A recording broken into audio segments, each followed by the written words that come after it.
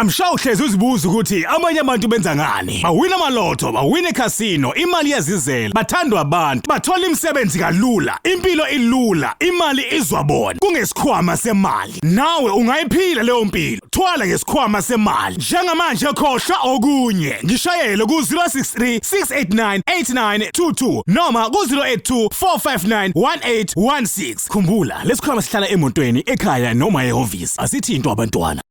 Siyabingelela ubingelela baba udokotela baba wesizwe bawujabulile umfana ogqilaza kakhulu asikhulume nje lokho we have to advertise the MK wherever we do so that people will know exactly with ballot paper what to look for asikuveze lokho with or without face bomkhulu uJZ but we'll always look for NKP because ku ballot paper kuzobe kuvela MK party yeah baba udokotela bawesizwe bawujabula umfana omhlanje kahle namhlanje ngithi ngihlonipha nesizotho angibonge kakhulu isupport esithola kubantu left right and center singu baba udokotela P2 LTD sithi wena osupport baba udokotela izolo page lethu kade siwinisa abantu ama cellphone but la cellphone ngicela ukwasho you only winning a cell phone just to give it to your child akona ama cellphone abantu abadala but sinazi ingane uthi manje njengana ukwazi ukuthintana nayo and sibawinisile abantu sicelela abantu ukuthi first 10 people they were getting an opportunity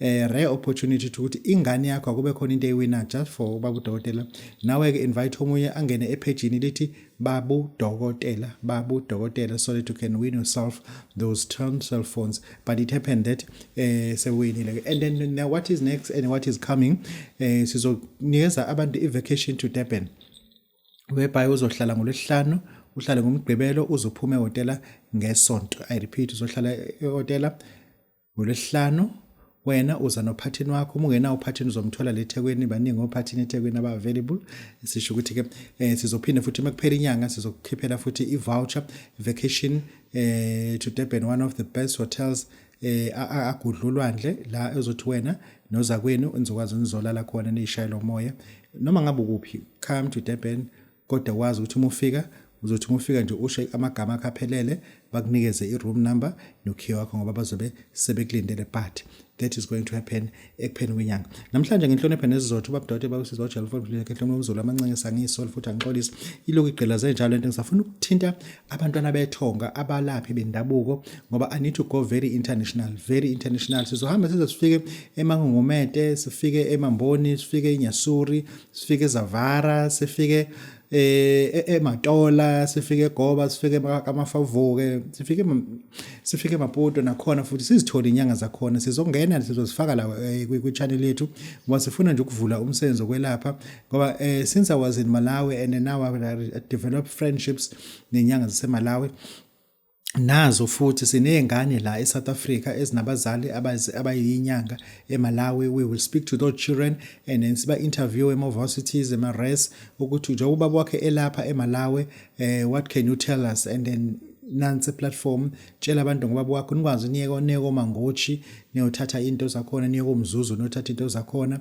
niyeko Lilongwe nothatha into zakhona uBlantyre nothatha into zakhona nibuye nento zangempela asinikeze abantu i-platform abancishiwe i-platform njengamanje babudokotela ngizocela ukuthi ngeke ngifake umelaphi wendabuko oseSwaziland angifake umelaphi wendabuko oseSwaziland ngizwe ukuthi ngiyamthola yini inamba yakhe ithi +268 7946 8635 angiphinde +268 7946 8635 inamba yakhe ke lo melapha sibone ukuthi uyamthola hello yebo Phetha yebo baba udokotela baba wesizwe bawujabulile namhlanje si live ku Facebook page lababa udokotela uyabhala ukuthi baba udokotela uzosibona baba udokotela personal page uyambona uzongena ke ku YouTube kababa udokotela ithi baba udokotela TV uzoyibona into esikhuluma ngami baba Nxumalo asikhulume ubaba uNxumalo ukuphi nendawo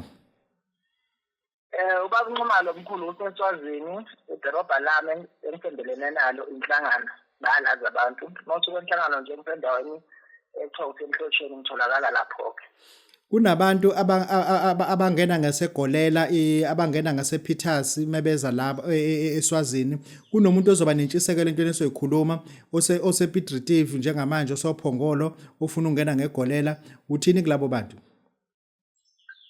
kulabo bantu mkhulu ngithi abakhululeke noma lina nje kodwa kuyahambeka emgwaqweni abaqhamuka ngaseGolela bazokwenza idorobha lapha nokuthiwa iSecuthi bachubeke nje bayishaye kakhulu bakhuphuke nje impela bazobe bathola indawo lapho kuthiwa iseGalile khona bazobona amabhodi babranche lapho lo Gravelong yokuthi nje ukuhamba kancane ama-kilometer nje amancane estimate labo 8 kilometers so bazobe sebafika ekhaya but abaqhamuka ngapha ko-Piet Retief bazongena obviously mahamba border bacross enhlangano then bese bayishaye bayihuse njalo beze emhlosheni bazobe bebona ke lapha ekhaya cause bazobe befuna amanamba ama-directions bazobe kodwa nje bafuna unxumale unyangenhle bazokulayela abantu bayazi kunabantu abazongena nge-Oshoek ngoba into esizokhuluma ngayo namhlanje azizile ukuzodlala nengane kunabantu abasiqhamuka emalelana beza nge-Oshoek abaqhamuka phezulu ko-grill abeza kuwena straight Pitoli izongena nge-Oshoek ungena nge-Oshoek kweze kanjani kuzokuthi osiyayelele bazoyisha kakhulu mkhulu lapho sili bajampa imbabane beze kanjalo mathapha amanzini bakhuphuke le ntaba leya bathi baje kahle lapho ngoba ayikunzima laphana nje isimo somgwaqo sisihle bakhuphuke ngempela nje laphana benza kahlathi mawuso kahlathi lento yalibuyisa njalo yagcina nje ukuthi enhlangano mawuso enhlangano yasele emthesheni silo uzothola mina lapho sikhuluma ngonyanga enhle sikhuluma ngonxumalo umfana ozalwa inyanga nayo uyinyanga khuluma nathi baba abantu abeze kunxumalo inyanga enhle bazokwenzani bazosizakala ngani yini lena othwena abantu abeze kubona kuwena namhlanje mkhulu mina ngifuna abantu abaxwayekile sebathi bona sebazizabe kakhulu empilweni akwenzeki sebayihambile inyanga sebayilandile igubhu abanye sebajike ngisho eMozambique ngifuna labo bantu labo ngoba ngihleze ngisho ukuthi imali eMozambique izanda ila kwazide la kwanyangenhle ngoba lento ila ekhaya ngifuna abantu abathi bafuna ukushintsha impilo yabo khehla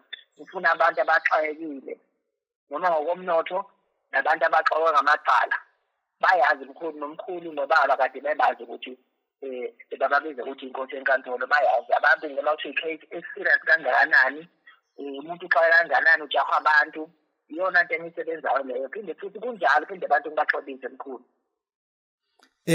mesikhuluma ngonyanga enhle siyafika laphana sibuza kubantu sibuza unyanga enhle bathi hayibo usaba inyanga kwenze kanjani ubani ekhaya oyinyanga lento wena uyithathaphi ubona abangani bakho ku YouTube and futhi ufuna usicacisele ukuthi njengoba sikhuluma nawe manje ukuphi nendawo usePiet Retief ula eSouth Africa ekhaya kuseSwazini kwenze kanjani ngoba sikhathele yinina nisibamba amashansi ukuthi hayi mina ngumswazi mbamba kodwa ngila ePiet Retief nonsense lo useSouth Africa lana khohlwa ngeSwazi mbamba hayi nkulunkulu bayazi abantu ikhehla lami alikase lisithwala isikhwama nazela lapha amakhosi alikase lisithatha isikhwama bamazi umkhululusha thina noko yasemkhandanga bakhanda ubaba uyena owayelela ubaba impande uDr Matalasi uzide bayamazi bese kuzoba nekhehla le kwalavumisa bathi umkhulu Zondo lona futhi ikhehla lelo elaphinda yini kumsebenzi lona amakhehla langezana nje mina ngapho ekusenteni inyanga so ubaba kasekho nekhehla le kwalavumisa nalalisekho umkhulu kuyena ulusha wayihambela nje sidalada lasemkhandanga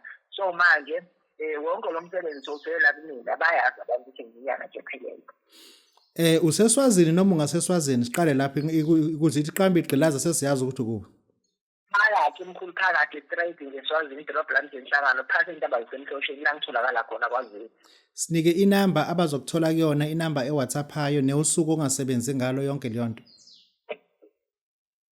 mkhulu bazongithola kule number le +268 79468635 khuluma nami kuma social sokuthola kanjani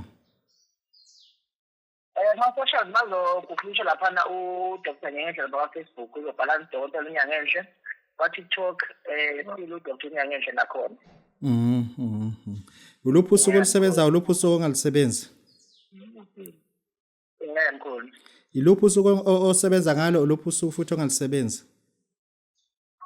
inamba engisebenza kwamkhulu ileka +26879468635 yona namba abantu kumele bayayifonele leyo no usuku wena othi uvalile ngalo mhlawumbe usesontweni usebenza zonke izinsuku kwenze kanjani mkhulu ngisebenza zonke iy'nsuku ngaphandle kwe-Sunday masihambe leso umuntu ezi-appointment mkhulu lapho siyakwazi ukuthi sinikeze isikhathi ngoba usuke ahleleke kahle wasaletha ukuthi uzofika ngesonto ngoba khona isimo mkhulu kuhamba ikhisa siyaphoqa.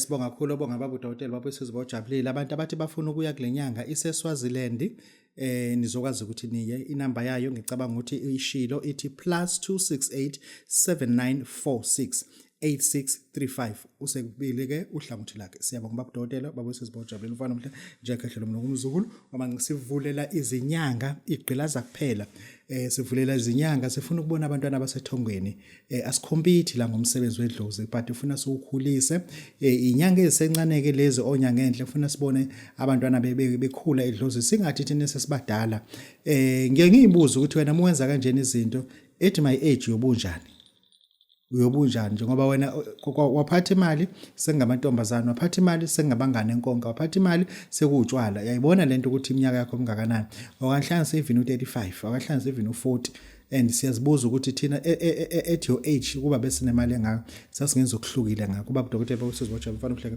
itopic ethi namhlanje ithi Swaziland izinyanga ufuna sike sibheke ubunyanga base Swazini ukuthi ngempela ubunyanga saseni bobunyanga yini noma ukuphatha umuthi noma bagqokise i-private yase26 bangama Calport sifuna ukuthi siyibheke nje siyiphulule siyithu nokuthi futhi bangama private intshalo labo intshalo yamagate sizobona futhi nakhona labo ukuthi hayi laba ama11 ase26 akubona abantu ngempela ongabathemba sizokuchazela yonke into mesifika lapha namhlanje ngifuna ke sikhulume nabantu abathi babudokotela we are following your channel but ngezinto oyikhulumayo zisuke izilumele kakhulu ukuthini singabazalwane angikusho lokho kunabantu abafisayo ukuza kubabudokotela babusizwe bojabule mfana uhlekhle mlo egqeleza nangokotini ke ngeke vese wenze lutho ngithi mina bafuna abantu ukuza kubabudokotela but abanye abantu into esiyikhuluma is too gross for them njengabantwana abasindisiwe and bafuna ukuthi ukusizakala because ngizokutshela iqiniso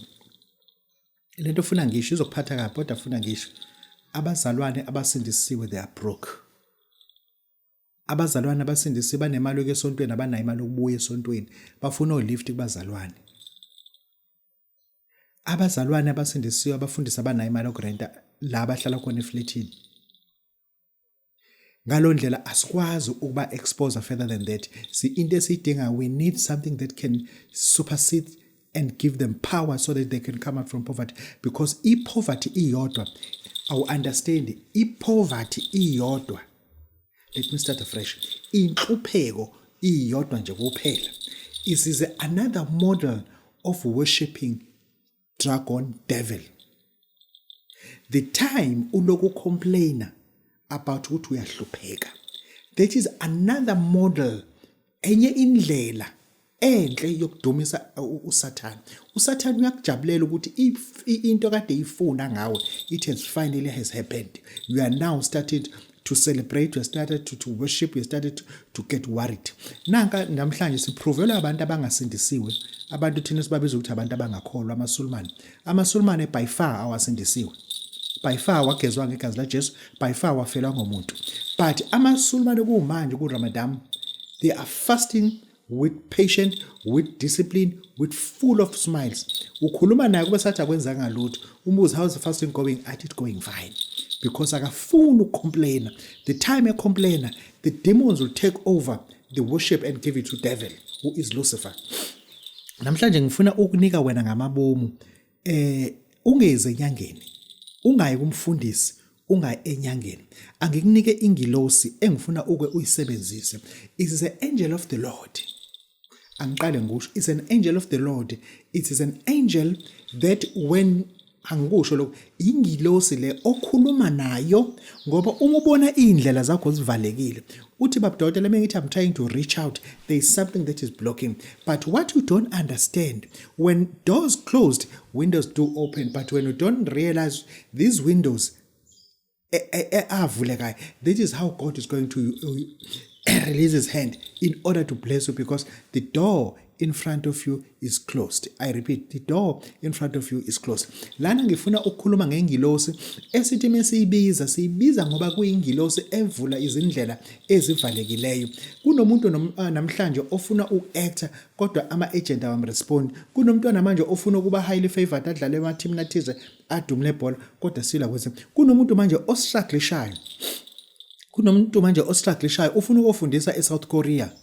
Akakwazi ivisa yakhe lokuba khona into after the other, into after the other. Kunomntwana manje okade eze teaching bambizile Limpopo usuka la kwaZulu Natal eNewcastle wahamba khona umefika bam-interview perfect and thereafter nana manje abakaze bamfonele because kunengilosi ekufuza ukuthi siyibize efika ivule indlela eyivalwe yi-enemy. Archangel Pathiel. I repeat, Archangel Pathiel.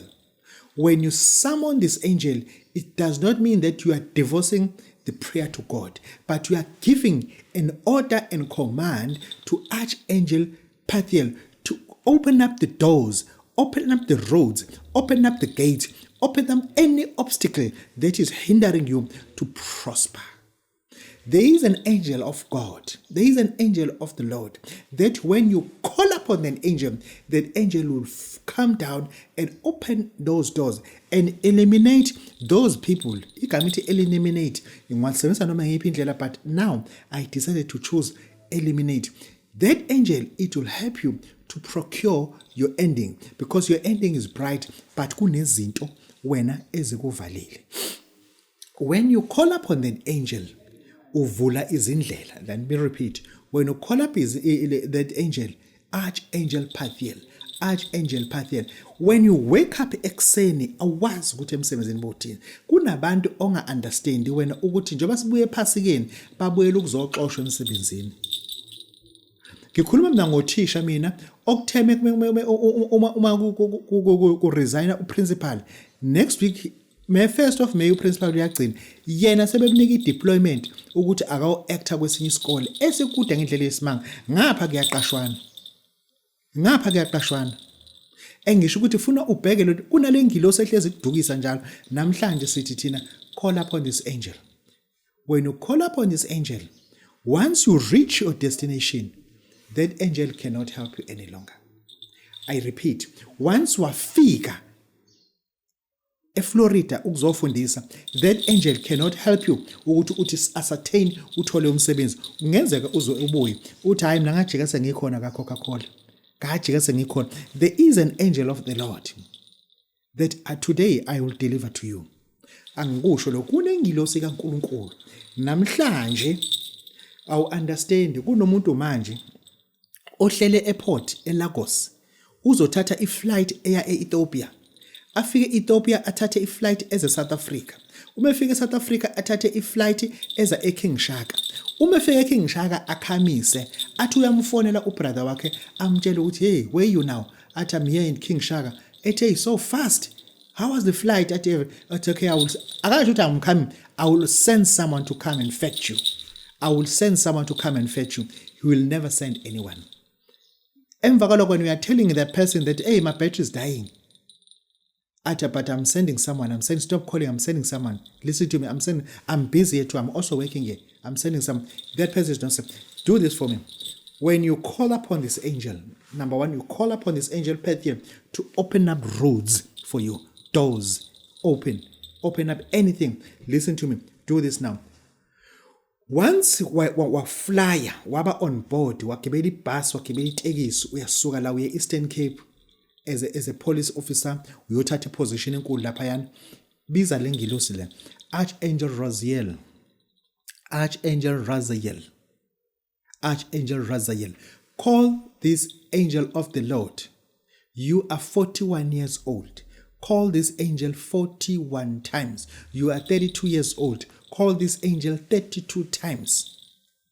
Babu Dawatela, Archangel Pathiel, na ngimbiza equivalent to my age. The answer is no. You are calling that angel up to 7 times.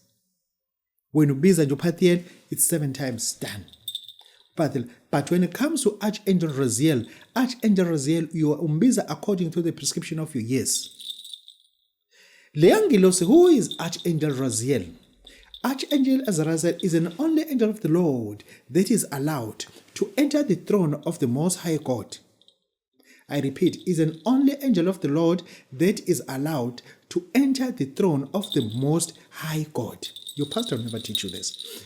That angel, he sits before the eyes of the throne of the Most High God. He's got a book. I repeat, he's got a book. He writes all the secrets of the heaven. Anyone who has to be blessed by God, he writes it down. Once your name has been written in that book by Archangel Raziel, there's no known demon can delete it. You as a person on earth, you as a person who is still alive, you as a person who olalele lento engisho today, enza njenake, you are going to ask Archangel Raziel to write your name to the book of the Lord, whereby each and every name that is written there, those people will prosper and never die poor again. You are going to call upon that angel, Archangel Raziel, 12 times if you are 12 years old, 16 times if you are 16 years old. You are calling upon that angel. Do this for me. You are 52 years old. Your child is going for work somewhere, but your child, full of tattoos, does not believe in this rubbish that we are talking about now because we are dying of dementia, we are too old, we're making mistakes, and then it doesn't believe. But you are seriously wanting this child to secure a job, to get the job. Do this for me. Call Archangel Raziel 52 times. Call Archangel Raziel 52 times. And thereafter, call Archangel Raziel 28 times. Now utaketa imessage ukuthi Archangel Raziel, he must write the name of this child in the book of the Lord, so that this child will find umsebenzi la ufunayo, meaning that what we are doing now, you are praying in behalf of your husband, who is a smoker, who is a drinker, who doesn't care about anything. There is a woman of the Lord now, njengamanje umkhwena wakhe oku-ministry, but unenkinga yamantombazane ngendlela engacontroleki. Pray to the angel of the Lord. Ask angel of the Lord, Archangel Raziel, biza iminyaka yakho kuqala before ubiza iminyaka yomkhonyana wakho. Awu understand unomkhonyana ophuzayo epulpit, aye epulpit ubona ukuthi lomuntu uphuze mhlawumbe akubona ukuthi uyashumela lo, kodwa lento aseyikhuluma nje enye into. Lana bengikunika into engadingi umuthi, benginika into ezosutha wena njengomzalwane ukuthi azi ukuthi njengenyanga we do have what it takes. Wena ke othi ufuna umuthi, nisithumile singabela bendabuko, we went and we managed to come back alive in one piece. Nithe nifuna izinto zokulwa nezitha. Nithe nifuna izinto zokulwa nezitha. Kunabantu ngempela abanimele endleleni awukwazi kwenza lutho. Awu understand kunomakhelwane obiyayo ngeblocks kwakhe. Lalela yeka lento yenza ngibangela isicefele uMsebenzi. Ngithi mina lalela. Awu understand unomakhelwane obiya ngeblocks. Ucelela abafana baseMozambique ukuthi abazomklinela, ucela abafana baseMalawi ukuthi abazomenzela, ucela abafana baseZimbabwe ukuthi abazombiyela. Amasaka kasimende nosimende omdala oqhephukile lana bawuchitha ngakuyena, bawuchitha ngakwena. Amasaka kasimende bawuchitha ngakwena, aphephukela kuwena amanye. Umuntu uyamtshela athi hayi ngizobabiza bezowathatha, konse sakha nabelungu la. Awu understand umuntu omakhelwane wakho efaka ipayipi lamanzi la kwakhe, mase ukuthi wena ngoba ungezansi mase seliyaqhuma, kodwa amanzi ayaqhubeka kangena, limelitsaza alitsazeli kwakhe litsazela kuwena emva kwendlu sekuyiswimming pool, sekuyidama, omaskito babhuza ubusuku nemini. Lo muntu lo ulusana nawe.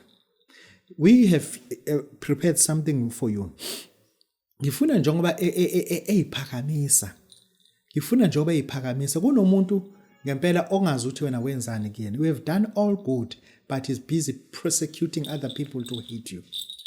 Angikusho lokho, ukwenze konke okuhle kuyena, but he's busy injecting people with the bad spirit to hate you. You once had a car, ububa lift abazalwane kiwe esontweni, and thereafter now you don't have a car. and thereafter usumzalwane nje ojwayelekile, and esontweni futhi usene role enkulu idlala, but that person is pushing other people to push you away out of the church. Athi vese lona ayikho into esingekhuluma ingane yakhe ishutha kubabudokotela njoy isindisiwe nje ingane yakhe ilande ithwala kubabudokotela lona nje ufuya amademoni ekhaya ukhuluma yonke into ekungcolisa enza nje nange cela umfana uthi akatholele isele eliphilayo alithatha alifake eCalpotine noma lamahewu noma elani mase ungimbela umgodi othi ukuba mujana mase ke usekumbile mase ngikunika umuthi ngizobe sengikunika umuthi lalela kahle ngizokunika umuthi ngoba isitha sesihluphile ngizokunika umuthi lo muthi uzowuphalaza kulomgodi lo mgodi ufuna umuthi uzophalaza ufake isele phakathi uzophalaza uma uthi uyalisaba isele phalaza kulomgodi lingekho isele uphalaza uqede umuthi uthatha lesele liphonsa phakathi umuse uyakhuluma uvale ngelitshe ubeka into eyitshe phezulu lingaphumi lesele leli lize lifele phakathi lo muntu lona impilo yakhe izoma impilo yakhe ayiqhubeki impilo yakhe ilala estopini ima ngqi uma usuqedile uzothatha lo muntu obukade uphalaza ngawe angizothi ngithini lona ke omunye ongakawubilisi angithi omunye uthathile ubilisa kwasalo omunye lona komunye uzothatha indwangu emnyama ugoqe ngendwangu emnyama before ugoqe ukhulume ukhafule ngamathi ukhulume ufunani umusu usuyawugoqa uzobe usuyahamba uyobheka useko lomfula lapho umfula oyisidaka khona kunodaka khona umusu uyamba uthathe le ndwangu le uyifaka phakathi uyasho ukuthi kusukela manje sibanibani umthwalo ozithwele wona ngami ungcolisa igama lami ulala nendoda yami ujikame ngithi ngiyakhuluma uthi ngoba mina nginyumba angizali ayikho into engiyikhulumayo alikho into ukuthi ezalela omunye umfazi into ukuthi nokuthi iyayizalela ngifuna usenzalela igama leliyana lo muntu umshaye ke lo mfazi loyo umshaye lo mfazi loyo umshayela ukuthi nangelinye ilanga inyumba zithukwa nangelinye ilanga izinyumba azithukwa ubaba udokotela ngikunika lento lena ngoba niyifunile nathi niyayifuna ngiyanika akufi umuntu la kodwa kushawa umuntu umshaya umnike u21 days umshayile uyabona amafe eguquka kena uyambona amafe eguquka athi umethi yakhuluma nomakhelwane kuphendula umakhelwane athi akukho wena usamlalela nje hayi mina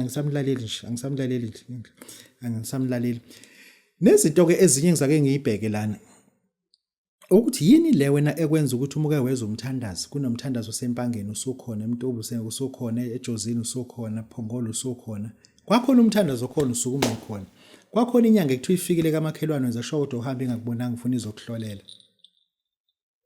lezi zinto lezi ufuna sizibheke ukuthi kunabantu ngempela kwasuka inyanga kaZoNatali yaye eMthatha izohamba 2 days ihamba isonto lonke to 2 weeks kunabantu abahlolelayo banika imithi abahlolelayo benika imithi why njalo wena into eyenzekile lana awuzenzisi futhi awuzenzi the way owazaleka ngayo awu understand ungambuza ugogo manje into uzokutshela the way owazaleka ngayo number 1 ugogo ezothatha wena eswini kwaqala waba ne-miscarriage ngizwe kahle ukuthi ngithini ugogo waqala waba ne-miscarriage umuntu omlamayo wachitheka wena unomuntu owamlamayo wafika la yena engageziwe engasusiwe la esibelethweni waphuma ekhala lo muntu ukuthi ngaphuma mina ngingasaphilanga sekungena wena kusona lesibeletho lesi lento ifana nani na ifana nokuthi uzolala embhedeni akade kulele khona izithandani nawe usuzongena kulo mbhede ongazi lethandane zisuke ezikhuluma ezathini la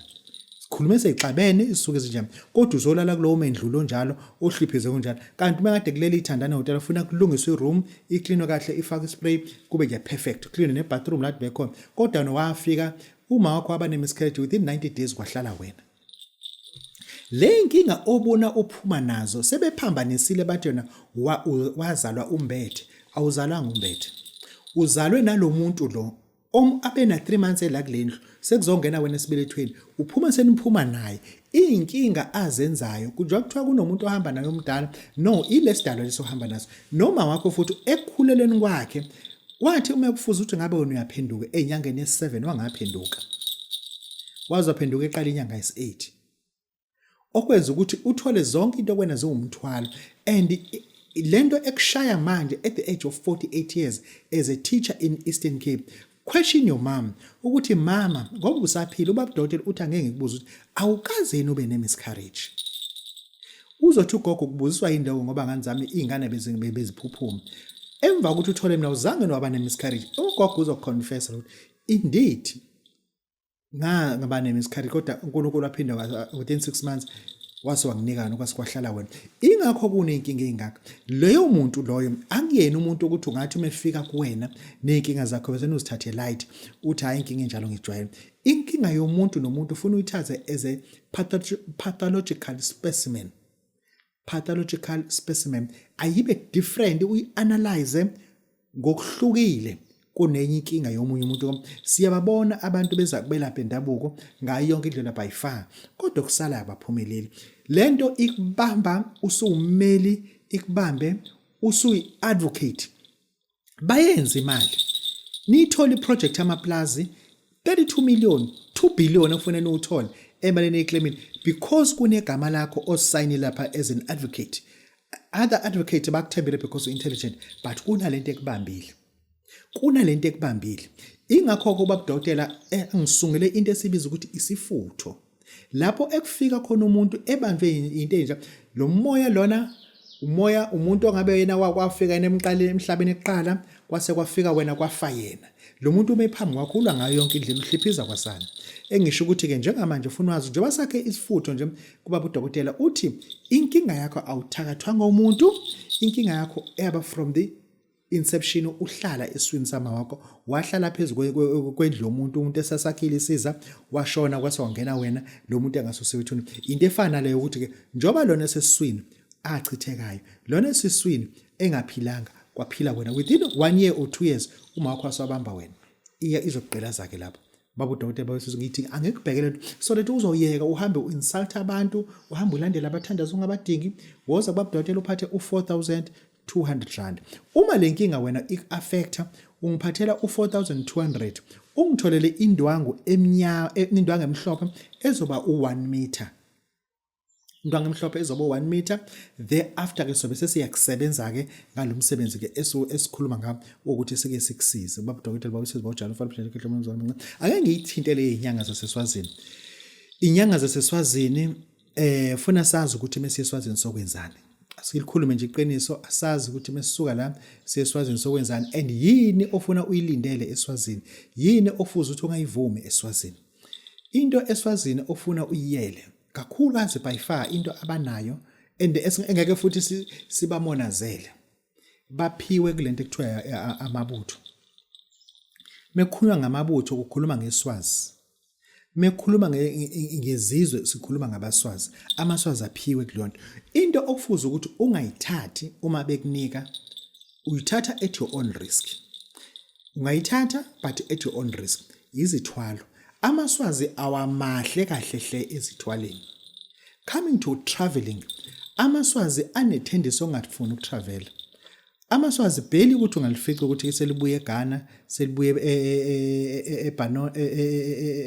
eBenin, selibuya eNigeria, selibuye eMalawi akuvamisile. ISwazi melihambe kakhulu selizeka noNgoma la leFaraday lothenga imithi labuya mesela. Engisho ukuthi ufuna wazi ukuthi uma uthatha lapha yini oyithatha but uma uzofuna izithwalo lezi ezinkulu lezithwalo ezinkulu esithi mesizikhipha la sesithatha abantu sibanike o200,000 funa wazi ukuthi eSwazini if you do that at your own risk.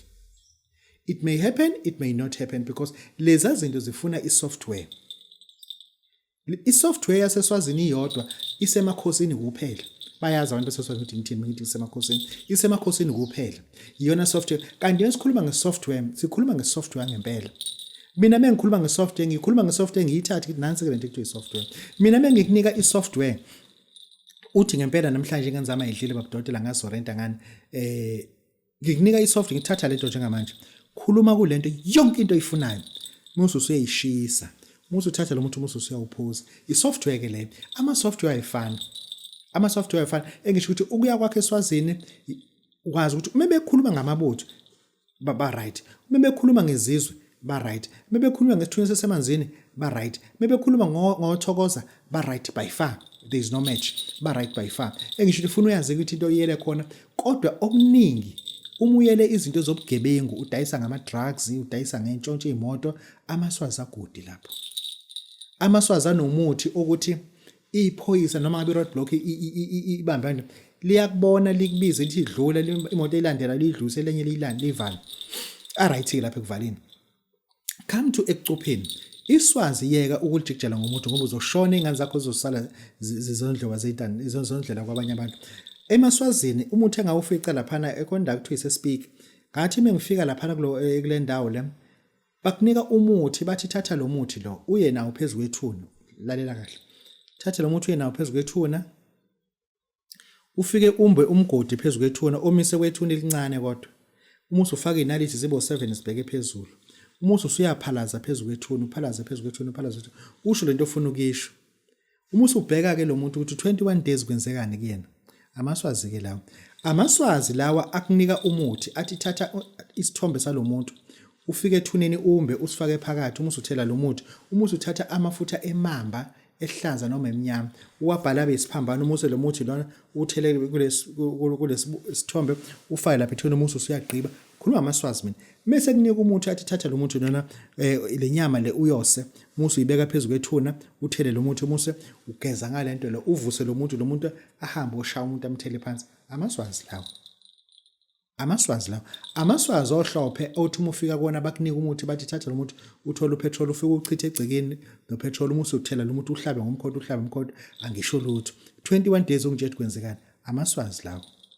Amaswazi lawa aphethe isipoki sokudlisa umuntu emhlanganweni athi ehleli umuntu ebelaphana wena ubuthi kanje lo muntu uchitha kancane phansi la muntu bebe wakha ngamafutha bawufaka amafutha kaxama thela amafutha kaxama amancane bese thele lo powder bawuthi la mafutha kaxama converter abe isilwane kula muntu esifike simnquphaza azela la phuphe sekudliwa emva koloko kanti bayamdlisa amaswazi lawo engisho ukuthi kufuna sibhayeke sazi ukuthi yini soyilanda eswazini but when it comes to imithi too technically they're very good.